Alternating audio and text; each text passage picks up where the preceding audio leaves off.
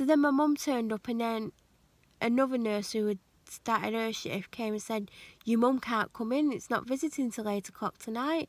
And I'm like, that's unfair. Like, I'm stuck in here all day, I'm not having an operation, and I'm being punished, and she's come all this way to see me, and you're saying she can't come in? She said, well, you can go outside. I said, I don't think I'm in any fit state to even walk out of, like, here, like, let alone go out there. And she's like, oh, she can have 15 minutes, but I'm closing the curtains. And I'm thinking, this is over the top, because there was no one else there. I'd understand it was full of people who's come out of operations, but there was no one else there. So she let my mum in, and my mum stayed a couple of hours, so those 15 minutes were really long, let's face it. And she was like basically trying to push me to have this operation, and it was upsetting me, and basically I haven't backed down, obviously. And then when she left, I'd like to think and hope I got some sleep. I don't know. I know eventually I did, because I got given some pain relief, and she did it so it didn't go through the machine, because it takes a while to go through the machine. She literally just hooked it up so it would go into me in 15 minutes, and it knocked me out.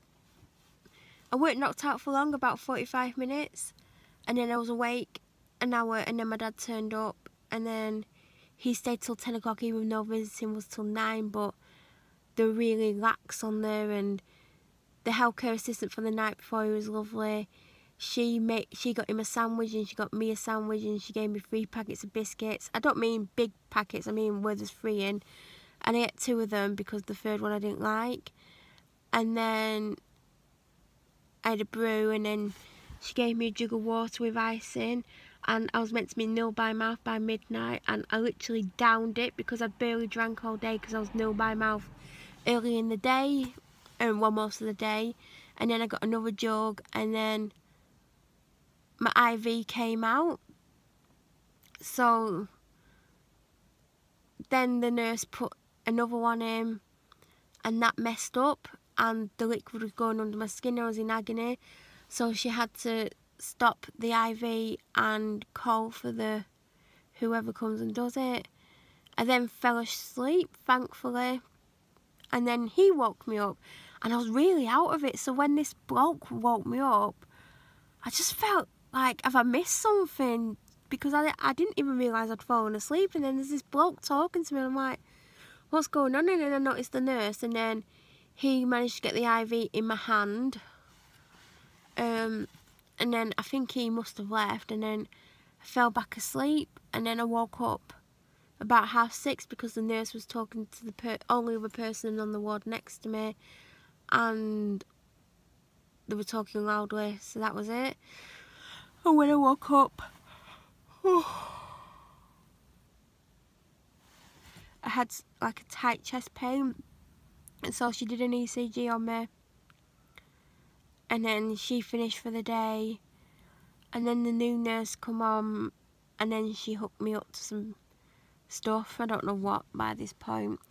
Then the surgical theatre junior doctor guy came and really upset me again, and he was being pushy, and I'm like, I can't have the operation, and he was like being pushy, and he upset me, and I'm like, can you not get that nurse back? He went, I'll give you 2 minutes alone with her. And I'm thinking, like, there's no need to be nasty like that. Like, I'm ill, I'm tired, and I just don't need this. And he got her, and she was sat with me, and I'm like, he's upsetting me, like, I just don't know what to do. I said, he's like pushing this operation on me, and it's not fair, and like, everyone's putting her under this pressure. And like, she'd already talked to me about the operation, and I'd said a few things, that the reasons why, and she's like, you know, they're just trying to do the best for you. I said, yeah, but he's upset me twice now, and like, he said I've got exactly 2 minutes. And then he come back, and he was at the curtain, and I'm looking at her, and she's like, I know, because she knew what he was doing. And he come in, and like, she said something to him, and he's there being pushy with me, and she weren't happy with him. And then she went and made a phone call and come back in, and off he went. and he weren't happy, and I was no by mouth, and he's like, don't feed her, don't give her anything to drink. So I'm like, oh my God. And then the nurse had to fill some forms out in case I did decide to go to theatre, and she didn't want to have to do them like last minute, so I did all these forms with her, and then I went and had a wash and then got changed into some clean pyjamas, because like I'm in them all day and I'm sleeping in them. Obviously I'm changing them every day. So then she hooked me up to she gave me some more medication, and then I fell asleep for a bit. Then I got woken up and got given a glass of water for some reason. Then I fell back to sleep, and then I woke up and I was trying to get hold of my dad, couldn't get hold of my dad, kept texting him, text my mum to see if she'd heard from him, and she said she couldn't get hold of him either. Then I got more and more panicky about it, and it got to 11 o'clock, and I'm like, why is he not answering? This is like really not good. He's not young and he's not well, so I'm starting to think the worst. And then it's like 11:30, and I'm like, what is going on? Like, why can't I get hold of my dad? Like, I could not understand why I couldn't get hold of my dad. Then I'm getting upset, and I'm like thinking about the last conversation that I'd had with him, and I'm like, what as if that's the last conversation I've had with him? Like, what as if, like, I've upset him because I won't have this operation? I'm like thinking all this horrible stuff. And it got to about 20 to 11. I thought, if I don't hear from him by 12, I'm ringing a taxi and I'm going home, because I can't cope with this. Like, I'd emailed him and I'd rang him and I'd texted him, and I was getting nothing, and my mum had got nothing. And about 5 minutes later, he texted me, and it was just like the biggest relief, but it upset me that much. Yeah, I basically was like, I'm discharging myself, I'm coming home, I don't care anymore. I can't cope with not knowing that you're okay. Like, I'm not staying here, I'm not having any operation. So he rang up and told them before I got to tell him. So the nurse come rushing in with another nurse. She's like, Melanie, what's going on? I'm like, I just want to go home, I can't cope with this. And I'd said about my dad, and she's like, basically, she's like, well, it's against our advice, it's against the doctor's advice, but obviously it's your choice. I went, it is, and I just need to go home. I said, I've been stuck on this ward for 2 days, you keep stopping me from eating, like, I'm hungry and I just want to drink. So she went off to sort it out, and then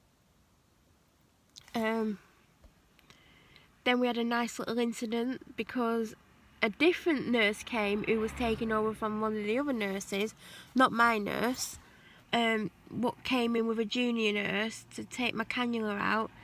And normally when they want a junior to do something, they ask you permission, and she said, this is, I can't remember what she's called, she's taking your cannula out. And I went, you've not asked me. She went, I don't need to ask you. I said, well, actually you do. You can't just tell a patient a junior's doing it. I said, normally I don't mind juniors doing it, but I'm very unwell, I don't want to be messed with. And she went, she knows what she's doing. I said, I'd rather she didn't. She went, well, she's doing it. I said, no, she's not.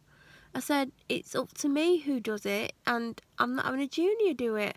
I said, there's nothing against her, but the way I feel today and how sore I am, I just want it to be done by you. And she's like, well, I'm not doing it, she's doing it. I said, well, no. And then I started to like pull all the tape off that was around it, and she's like, oh no, I'll do it. Then I went, no, you're not even touching me now, I'm going to take it out myself. I said, you shouldn't come in here and tell me someone's doing it, you should ask. And she's like, oh, I'm sorry, I'll take it out, I don't want to hurt yourself. I said, I'm not letting you touch me. I said, go and get my nurse, Anna. She said, well, I'm on now. I said, Anna's on till 3:30. I said, it's only about 12:30. I know she'll do it. She's like, well, I'm doing it. I went, no, you're not. Can you please leave the cubicle? And she wouldn't leave. And she could see she was upsetting me. She eventually left. And then another nurse came in, not Anna. Anna must have been doing something else. And she's like, I want to do it. I said, no. I said, no one's taking it out other than me or Anna.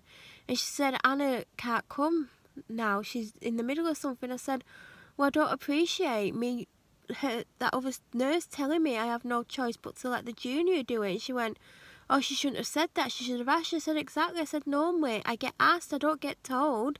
I said, I'm not having her do it. I said, it's not fair. I feel really unwell. I'm starving, I'm cold, I'm tired, I don't want a junior doing it, and I shouldn't have had a nurse telling me. She went, I agree. I said, and I don't want you doing it. She said, well, can I watch to make sure you do it and then I can put the dressing on? I said, I don't care, I'm just doing it. So basically I pulled it out. It's no big deal. I mean, I don't know what all the fuss is about when they do it, but I basically took it out myself, and then she put the dressing on.